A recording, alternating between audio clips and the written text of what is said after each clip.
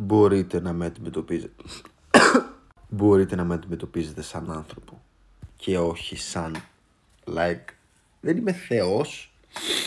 Δεν προσποιήθηκα ότι είμαι θεός ούτε μία στιγμή στην καριέρα μου και απαιτώ να έχω αυτήν την αντίδραση έξω. Δεν γίνεται να με βλέπετε και να λιποθυμάτε. Τώρα θα νομίζει κάποιος θα το πω και να ψωνίζομαι ρε φίλε, αλλά it's a fact. Δεν το δέχομαι εγώ ρε φίλε αυτό να βλέπω λιπόθυμος άνθρωπος κάτω. Κυρίες κορίτσια, δεν το δέχομαι αυτό το πράγμα εγώ για τον εαυτό μου.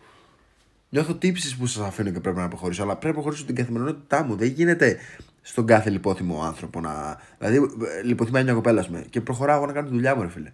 Έπρεπε να φύγω. Και μου λένε, ρε Ανέστη, την αφήνεις έτσι. Ναι, ρε παιδιά, αυτό γίνεται 200-300 φορές μέσα στη μέρα μου. Άμα σταματάω για κάθε λιπόθυμο άνθρωπο που βλέπω που γίνεται αυτό, θα γίνεται τη πουτάνα κάθε μέρα. Δεν μπορώ να ζήσω ούτε ένα λεπτό με δουλεύω.